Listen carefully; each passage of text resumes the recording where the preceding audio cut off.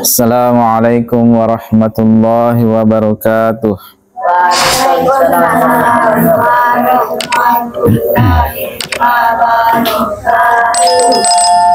Innal hamdalillah nahmaduhu wa nasta'inuhu wa nastaghfiruh wa na'udzu billahi min shururi anfusina wa min sayyiati a'malina. May yahdihillahu fala mudhillalah wa may yudlilhu fala hadiyalah. Asyhadu an la ilaha illallah wahdahu la syarikalah wa asyhadu anna Muhammadan abduhu wa rasuluh. Ya ayyuhalladzina amanu taqullaha haqqa tuqatih wa la tamutunna illa wa antum muslimun. Ya ayyuhalladzina amanu taqullaha wa qulu qawlan sadida yuslih lakum a'malakum wa yaghfir lakum dhunubakum wa may yuti'illaha wa rasulahu faqad faza fawzan 'azima. Amma ba'd, fa inna asdaqal hadithi kitabullah wa khairal hadi Muhammadin sallallahu alaihi wasallam wa syarrul umuri muhdatsatuha fa inna kulla muhdatsatin bid'ah wa kulla bid'atin dhalalah wa kulla dhalalatin finnar. Alhamdulillah, senantiasa kita panjatkan puji syukur kita kehadirat Allah Subhanahu wa taala, di mana Allah Subhanahu wa taala yang tak henti-hentinya, tak bosan-bosannya menganugerahkan kepada kita seluruhnya berbagai macam nikmat demi nikmatnya, berbagai macam rahmat dan kasih sayangnya, sehingga di malam hari yang berbahagia ini kembali Allah Subhanahu wa taala pertemukan kita di tempat ini dalam rangka kita sama-sama mempelajari agama Allah Subhanahu wa taala, yaitu kita mempelajari Al-Quran dan sunnah-sunnah Nabi Sallallahu Alaihi Wasallam tercinta, yang dengannya kita bisa meraih kebahagiaan dunia dan akhirat insyaallah ta'ala. Baik adik-adikku sekalian, kita di malam hari ini akan melanjutkan pelajaran kita, yaitu kitab Sirah Nabawiyah, kisah hidup perjalanan Nabi Sallallahu Alaihi Wasallam yang betul-betul penuh dengan perjuangan, penuh dengan pengorbanan, penuh dengan berbagai macam tauladan di dalamnya, yang hendaknya bagi setiap muslim dan muslimah hendaknya mereka mempelajari sirahnya Nabi Muhammad Sallallahu Alaihi Wasallam agar supaya mereka paham, mereka bisa mengerti tentang hakikat inti dari misi dakwah Nabi Sallallahu Alaihi Wasallam. Baik adik-adikku sekalian, telah kita jelaskan bagaimana kondisi Nabi Sallallahu Alaihi Wasallam pada pertemuan yang sudah berlalu, yaitu ketika Nabi Sallallahu Alaihi Wasallam berangkat ke Taif untuk mendakwahi penduduk negeri Taif. Namun mereka membalas Nabi Sallallahu Alaihi Wasallam dengan berbagai macam cacian, celaan, bahkan bukan hanya itu, mereka mengusir Nabi Sallallahu Alaihi Wasallam dari negeri mereka. Bahkan bukan hanya itu, mereka mengumpulkan anak-anak kecil, orang-orang bodoh, para budak-budak untuk melempari Nabi Sallallahu Alaihi Wasallam dengan batu hingga kedua kaki Nabi Sallallahu Alaihi Wasallam berkucuran dengan darah, bersama dengan para sahabat beliau, bersama dengan salah seorang sahabat beliau yang sangat setia menemani dan melindungi Nabi Sallallahu Alaihi Wasallam sampai-sampai dia pasang badannya untuk melindungi Nabi Sallallahu Alaihi Wasallam. Demikianlah kecintaan sahabat Nabi Sallallahu Alaihi Wasallam terhadap Nabi Sallallahu Alaihi Wasallam. Mereka para sahabat Nabi itu lebih mencintai Nabi Sallallahu Alaihi Wasallam daripada diri-diri mereka. lebih mencintai keselamatan untuk Nabi Sallallahu Alaihi Wasallam daripada keselamatan untuk diri-diri mereka. Inilah kisah tauladan kita dalam agama ini. Tokoh-tokoh dalam Islam, yaitu Nabi Sallallahu Alaihi Wasallam bersama para sahabatnya. Dan sekarang kita sudah masuk pada perdebatan antara Nabi Sallallahu Alaihi Wasallam bersama kaum musyrikin. Termasuk di antara perkara yang dipersoalkan oleh orang-orang musyrik dengan Nabi Sallallahu Alaihi Wasallam, yaitu dalam perkara mukjizat. Mereka orang-orang musyrik itu menuntut Nabi Sallallahu Alaihi Wasallam untuk menampakkan keanehan-keanehan atau mukjizat-mukjizat kepada mereka. Dan hal ini sering sekali mereka lakukan terhadap Nabi Sallallahu Alaihi Wasallam dalam rangka untuk menjatuhkan Nabi Sallallahu Alaihi Wasallam, atau mereka ingin menjadikan ini sebagai bentuk pembangkangan mereka terhadap Nabi Sallallahu Alaihi Wasallam. Dan dalam perkara ini mereka sudah sering sekali menuntut kepada Nabi Sallallahu Alaihi Wasallam di berbagai waktu dan keadaan. Di antaranya mereka pernah berkumpul di suatu hari di Masjidil Haram untuk melakukan musyawarah di antara mereka, hingga mereka menunjuk salah seorang di antara mereka untuk mendatangi Nabi Sallallahu Alaihi Wasallam dan berkata, "Ya Muhammad, sungguh kaummu telah berkumpul di suatu tempat dan mereka ingin berbicara denganmu." Dan dikarenakan Nabi Sallallahu Alaihi Wasallam adalah seseorang yang sangat berantusias untuk menyampaikan agama Allah Subhanahu Wa Taala, seseorang yang sangat besar semangatnya untuk mendakwahi manusia, maka Nabi Sallallahu Alaihi Wasallam pun bersegera mendatangi mereka. Dan hal ini mengenai antusiasnya Nabi Sallallahu Alaihi Wasallam ingin menyampaikan agama Allah. Allah Subhanahu Wa Taala sendiri ceritakan dalam Al-Quran, dalam surah Al-Kahfi ayat 6. Allah Subhanahu Wa Taala berfirman, "Fala'allaka bakhi'un nafsaka 'ala atharihim illam yu'minu bihadzal haditsi asafa." Allah Subhanahu Wa Taala katakan, maka barangkali engkau ya Muhammad akan membunuh dirimu sendiri dikarenakan bersedih hati karena pengingkaran mereka, karena keberpalingan mereka, sekiranya mereka menolak keterangan-keterangan ini, yaitu Al-Quran. Barangkali engkau akan bunuh dirimu. Ini menunjukkan betapa besarnya antusiasnya Nabi Sallallahu Alaihi Wasallam untuk menyampaikan agama Allah Subhanahu Wa Taala, dan betapa sedihnya Nabi Sallallahu Alaihi Wasallam melihat pengingkaran mereka terhadap apa yang beliau sampaikan. Nabi Sallallahu Alaihi Wasallam sangat sedih dengan kesedihan yang sangat besar melihat pengingkaran orang-orang musyrik ini. Maka Nabi Sallallahu Alaihi Wasallam ketika mendapatkan berita yang seperti ini, segera Nabi Sallallahu Alaihi Wasallam datangi orang-orang musyrik itu. Maka setibanya Nabi Sallallahu Alaihi Wasallam di tempat mereka, mereka pun berkata kepada Nabi Sallallahu Alaihi Wasallam, "Ya Muhammad, bukankah engkau pernah berkata kepada kami bahwa setiap Nabi dan Rasul Allah itu memiliki mukjizat-mukjizat, keanehan-keanehan. Sebagaimana Nabi Musa alaihissalam terdahulu, dia memiliki mukjizat berupa tongkatnya, dia bisa belah lautan. Kemudian Nabi Tsamud, dia punya mukjizat berupa ontanya. Nabi Isa alaihissalam, dia mampu menghidupkan orang yang telah mati. Maka tunjukkanlah kepada kami sebagaimana mukjizat-mukjizat Nabi dan Rasul Allah terdahulu memiliki mukjizat." Mereka kaum musyrikin terus menuntut Nabi, meminta kepada Nabi Sallallahu Alaihi Wasallam agar menampakkan keanehan mukjizat sebagaimana mukjizat yang dimiliki oleh Nabi dan Rasul Allah Subhanahu Wa Taala terdahulu.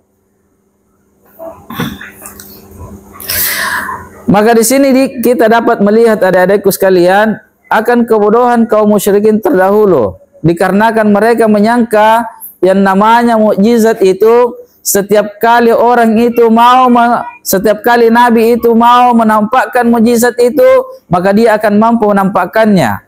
Ini adalah kekeliruannya orang-orang musyrik. Padahal yang namanya mukjizat itu, dia itu datangnya dari Allah Subhanahu wa taala dan bisa dinampakkan sesuai dengan kehendak Allah Subhanahu wa taala pada waktu dan tempat yang Allah Subhanahu wa taala kehendaki. Yang namanya mukjizat itu tidak bisa dinampakkan setiap sesuai dengan kehendaknya para nabi dan rasul Allah Subhanahu wa taala itu sendiri. Tidak sebagaimana dengan ilmu-ilmu yang lainnya. Kalau ilmu-ilmu yang lainnya, misalnya para penyihir, dia bisa tampakkan sesuai dengan kehendaknya. Namun mukjizat ini harus bersesuaian dengan kehendak Allah Subhanahu wa taala. Sebagaimana Nabi Musa alaihissalam terdahulu, beliau pun tidak mampu menampakkan mukjizat itu sesuai dengan kehendaknya. Kita mengenal bahwa Nabi Musa alaihissalam memiliki mukjizat berupa tongkatnya. Namun Nabi Musa ini tidak selamanya setiap dia menginginkan lautan itu terbelah, dia pukul lautan terbelah, dia pukul lautan terbelah. Tidak seperti itu. Hanya dalam keadaan beliau kepepet, terdesak oleh musuh, sehingga beliau pun meminta pertolongan kepada Allah Subhanahu wa taala, lalu Allah Subhanahu wa taala perintahkan kepadanya untuk memukulkan tongkatnya di lautan, maka lautan pun terbelah. Nabi Isa alaihissalam, beliau mampu menghidupkan orang-orang mati, dan tidak semua orang mati beliau mampu hidupkan. Hanya dalam keadaan tertentu yang Allah Subhanahu wa taala kehendaki, dan itu dalam rangka untuk menguatkan kerasulan mereka. Jadi yang namanya mukjizat itu tidak setiap diinginkan itu bisa muncul. Hanya pada saat bersesuaian dengan kehendaknya Allah Subhanahu wa taala pada waktu dan tempat yang Allah Subhanahu wa taala inginkan. Kemudian mereka orang-orang musyrik itu pun mulai memerintahkan kepada Nabi sallallahu alaihi wasallam agar Nabi sallallahu alaihi wasallam menampakkan keanehan-keanehan yang mereka minta. Mereka berkata kepada Nabi sallallahu alaihi wasallam, "Ya Muhammad, rubahlah bukit Safa itu menjadi sebuah gunung emas. Atau kalau tidak, terbangkanlah gunung-gunung itu di atas kami. Atau kalau tidak, alirkanlah sebuah mata air di setiap negeri-negeri. Atau kalau tidak, hidupkanlah orang-orang yang mati dari kalangan bapak-bapak kami." Lihatlah adik-adikku sekalian, inilah tuntutan orang-orang musyrik terhadap Nabi sallallahu alaihi wasallam agar ditampakkan semua keanehan-keanehan yang seperti ini. Mengenai tuntutan mereka ini, Allah Subhanahu wa taala telah ceritakan dalam Al-Qur'an dalam surah Al-Isra ayat 90 hingga 93. Allah Subhanahu wa taala ceritakan tentang tuntutan mereka, dan mereka orang-orang musyrik itu berkata, "Kami sekali-kali tidak akan pernah beriman kepadamu wahai Muhammad sampai engkau pancarkan sebuah mata air di negeri ini, di bumi ini untuk kami. Atau kamu mempunyai sebuah kebun kurma dan anggur, lalu kamu alirkan sebuah air di sela-sela kebun itu dengan aliran air yang sangat deras. Atau kamu jatuhkan langit berkeping-keping di atas kami, sebagaimana yang pernah kamu katakan. Atau engkau datangkan Allah Subhanahu wa taala bersama para malaikatnya berhadapan muka dengan kami. Ataukah engkau memiliki rumah dari emas? Ataukah engkau naik ke langit? Dan kami sekali-kali tidak akan pernah mempercayai kenaikanmu itu sampai engkau turunkan kepada kami sebuah kitab yang mampu kami baca." Inilah tuntutan mereka terhadap Nabi sallallahu alaihi wasallam yang Allah Subhanahu wa taala ceritakan dalam Al-Qur'an. Mereka menuntut semua keanehan-keanehan ini terhadap Nabi sallallahu alaihi wasallam, dan mereka orang-orang musyrik itu menampakkan kepada Nabi akan kesungguhan mereka bahwa kalau betul-betul Nabi sallallahu alaihi wasallam mampu datangkan tuntutan mereka ini, mukjizat-mukjizat ini, betul-betul mereka akan beriman kepadanya. Betul-betul mereka nampakkan kesungguhannya terhadap Nabi sallallahu alaihi wasallam. Dan hal ini juga Allah Subhanahu wa taala ceritakan dalam surah Al-An'am ayat 109 Allah Subhanahu wa taala berfirman, wa aqsamu billahi jahda aymanihim la in ja'atuhum ayatul la yu'minunna biha.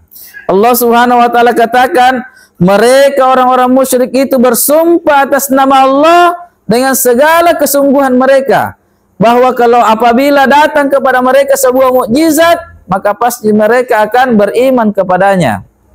Allah Subhanahu wa taala ceritakan akan keberpura-puraan orang-orang musyrik itu menampakkan kesungguhannya ingin beriman kepada Nabi sallallahu alaihi wasallam kalau Nabi mampu mendatangkan tuntutan-tuntutan mereka ini. Maka melihat keseriusan mereka orang-orang musyrik ini, maka Nabi sallallahu alaihi wasallam pun berdoa kepada Allah. Dikarenakan Nabi sallallahu alaihi wasallam adalah orang yang sangat berantusias, sangat tinggi semangatnya untuk menyampaikan hidayah ayat-ayat Allah kepada mereka. Dengan harapan Nabi sallallahu alaihi wasallam harapkan mereka mau beriman kepada ayat-ayat Allah Subhanahu wa taala.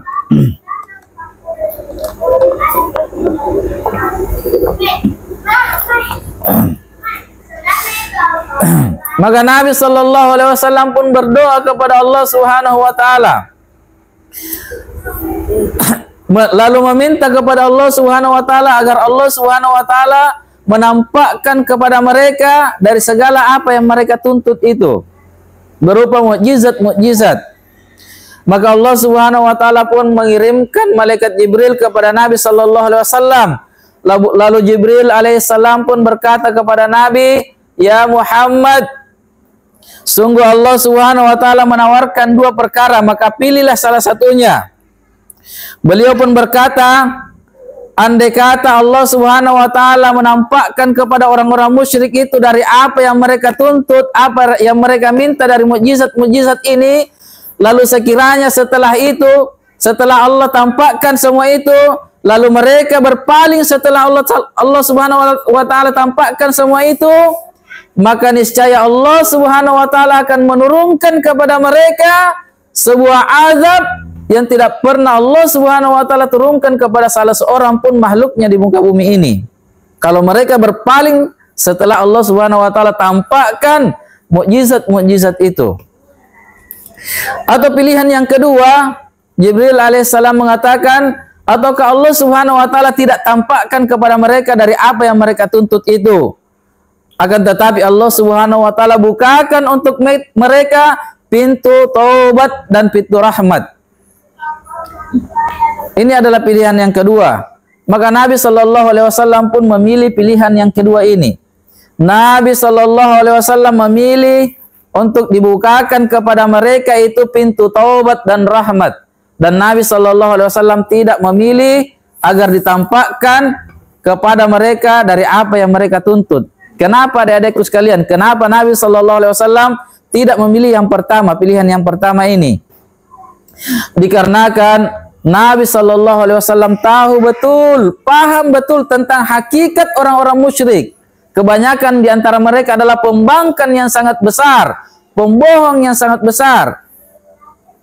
Nabi sallallahu alaihi wasallam tahu betul, andai kata Allah Subhanahu wa taala tampakkan kepada mereka berupa mukjizat-mukjizat yang mereka tuntut, niscaya mereka orang-orang musyrik itu tidak akan beriman kepada Nabi sallallahu alaihi wasallam, tidak akan beriman kepada Allah Subhanahu wa taala.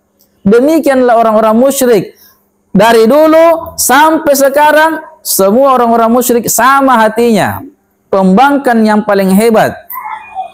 Lihatlah orang-orang musyrik di zaman nabi-nabi terdahulu, di kaumnya Nabi Musa alaihissalam, betapa hebatnya mukjizat yang didatangkan oleh Nabi Musa alaihissalam, betapa hebatnya mukjizatnya. Nabi Musa alaihissalam dengan tongkatnya dia belah lautan. Mustahil lautan itu bisa terbelah tanpa ada dinding-dindingnya. Mustahil lautan itu bisa terbelah kalau bukan mukjizat yang membelahnya. Ini adalah mukjizat yang nyata di hadapan Fir'aun laknatullah alaih bersama bala tentaranya. Namun apa yang mereka lakukan? Apa yang dilakukan oleh Fir'aun dan bala tentaranya? Apakah mereka beriman kepada Nabi Musa alaihissalam? Tidak. Bahkan kekafiran mereka semakin bertambah. Mereka tambah mengejar Nabi Musa alaihissalam sampai dia berada di tengah lautan, maka Allah Subhanahu wa taala tenggelamkan dia karena kekafirannya. Dan ini adalah merupakan sunnatullah. Sunnatullah. Kapan Allah Subhanahu wa taala sudah tampakkan sebuah mukjizat yang sangat hebat kepada sebuah kaum, lalu mereka mengingkari mukjizat itu, maka pasti Allah Subhanahu wa taala akan binasakan kaum itu. Pasti Allah Subhanahu wa taala akan binasakan kaum itu.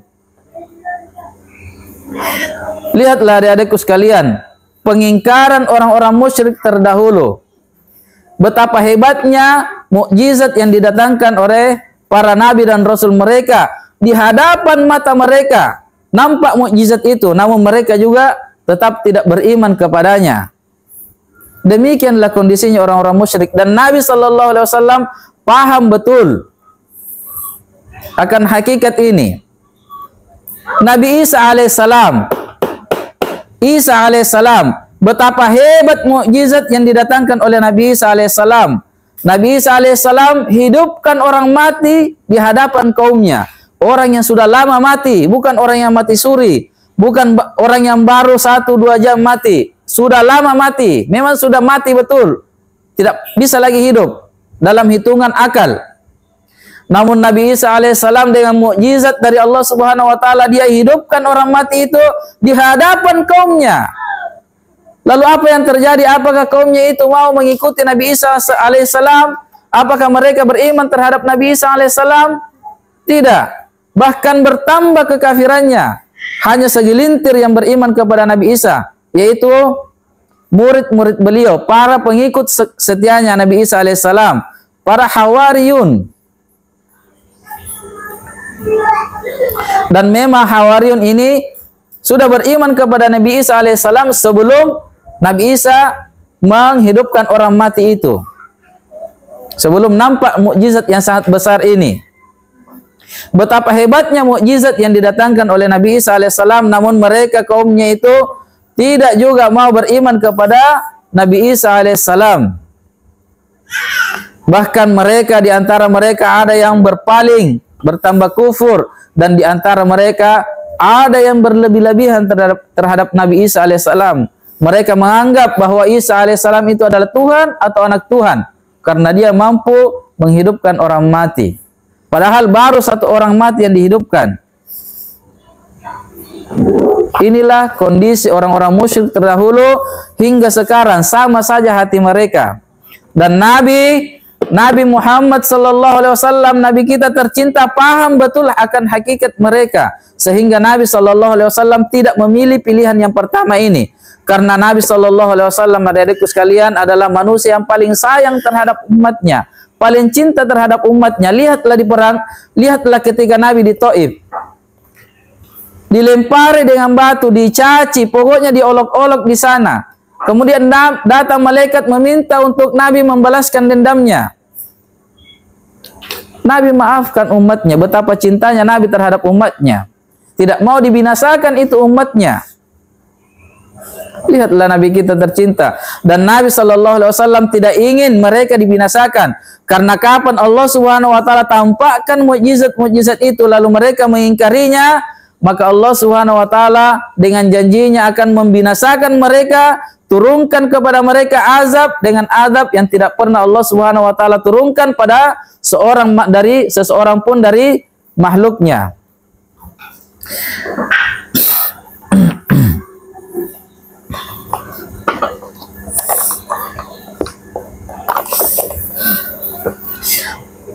Maka ketika Nabi sallallahu alaihi wasallam telah memilih pilihan yang kedua ini, yaitu dibukakannya untuk mereka pintu taubat dan pintu rahmat, maka Allah Subhanahu wa taala turunkan kepada Nabi sallallahu alaihi wasallam sebuah ayat yang merupakan jawaban dari tuntutan orang-orang musyrik. Dari apa yang mereka orang-orang musyrik itu tuntut kepada Nabi sallallahu alaihi wasallam, Allah Subhanahu wa taala turunkan jawabannya. Allah Subhanahu wa taala berfirman dalam surah Al-Isra ayat 93, Qul subhana rabbi hal kuntu illa basyarar rasula. Kata Allah Subhanahu wa taala, katakanlah, maha suci Rabbku dan aku tiada lain hanyalah manusia biasa yang menjadi seorang rasul. Apa maksud Allah Subhanahu wa taala dalam ayat beliau ini, dalam ayat Allah Subhanahu wa taala ini? Maka ayat ini maknanya adalah, katakanlah bahwa aku ini tidak mampu mendatangkan keanehan-keanehan yang kalian minta, berupa mukjizat-mukjizat yang kalian inginkan seperti itu. Karena kemampuan untuk mendatangkan perkara-perkara itu adalah hak khusus milik Allah Subhanahu wa taala. Dan maha suci Allah Subhanahu wa taala dari memiliki tandingan akan kepemilikannya yang khusus itu, dari kemampuannya, dari segala kemampuannya yang khusus itu. Kemudian maksud ayat ini untuk menyampaikan kepada orang-orang musyrik bahwa aku ini hanyalah manusia biasa, sama kalian manusia biasa juga. Aku ini tidak mampu mendatangkan mukjizat-mukjizat, sama seperti kalian tidak mampu juga menampakkan mukjizat-mukjizat. Hanya saja saya ini adalah seorang rasul yang diberi wahyu oleh Allah Subhanahu wa taala, dan kalian bukanlah rasul dan tidak diberi wahyu oleh Allah Subhanahu wa taala. Dan apa yang kalian minta itu berupa mukjizat dan keanehan-keanehan itu tidak saya miliki. Itu adalah hak khusus milik Allah Subhanahu wa taala. Kalau Allah Subhanahu wa taala menghendaki, Allah Subhanahu wa taala akan tampakkan kepada kalian sebagai penguat untuk saya di hadapan kalian. Dan kalau Allah Subhanahu wa taala tidak menghendaki, maka Allah Subhanahu wa taala akan tunda perkara ini untuk kalian, dan di dalamnya ada kebaikan untuk kalian, wahai orang-orang musyrik. Lihatlah betapa sayangnya Nabi sallallahu alaihi wasallam terhadap umatnya. Nabi tidak menginginkan ada tanda-tanda bahaya yang akan menimpa umatnya ini. Perhatikan kisah ini adik-adikku sekalian, perhatikan dengan baik. Banyak pelajaran yang kita bisa petik dalam kisah ini. Namun dalam kisah yang kita sampaikan di malam hari ini, Allah Subhanahu wa taala belum menampakkan kepada mereka keanehan berupa mukjizat tertentu yang mereka inginkan kepada Nabi sallallahu alaihi wasallam. Dan ini ternyata dengan sebab ini, hal ini membuat orang-orang musyrik itu semakin membangkang, semakin mengolok-olok Nabi sallallahu alaihi wasallam. Mereka jadikan ini sebagai senjata untuk menghina-hina Nabi sallallahu alaihi wasallam. Mereka mengatakan bahwa Nabi sallallahu alaihi wasallam bukanlah rasul karena dia tidak memiliki keanehan-keanehan berupa mukjizat-mukjizat. Ini mereka terus jadikan sebagai senjata untuk mengolok-olok Nabi sallallahu alaihi wasallam.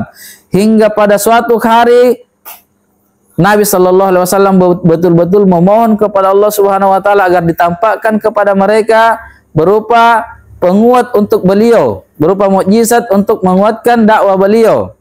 Hingga pada akhirnya Allah Subhanahu wa taala tetap tampakkan kepada mereka mukjizat yang dimiliki oleh Nabi sallallahu alaihi wasallam, yang insyaallah taala akan kita bahas pada pertemuan yang akan datang. Baik adik-adikku sekalian, apa pelajaran penting yang bisa kita petik dari kisah yang kita sampaikan malam ini? Yang pertama yang perlu kita pahami, tidak semua yang diinginkan oleh manusia itu lalu mereka berjanji ingin taat setelah dia dapatkan apa yang diinginkan itu, kemudian betul-betul itu kalau dia diberikan hal itu menjadi kebaikan untuknya. Atau tidak semua yang kita inginkan kemudian kita diberi lalu itu menjadi kebaikan untuk kita. Allah Subhanahu wa taala yang lebih mengetahui akan hakikat mana yang lebih baik untuk kita. Dan di sini Allah Subhanahu wa taala tidak memilih untuk langsung menampakkan kepada mereka orang-orang musyrik itu apa yang mereka inginkan, dan tidak langsung menguatkan Nabi sallallahu alaihi wasallam dengan mukjizat-mukjizat dari apa yang beliau minta untuk ditampakkan kepada orang-orang musyrik. Kenapa?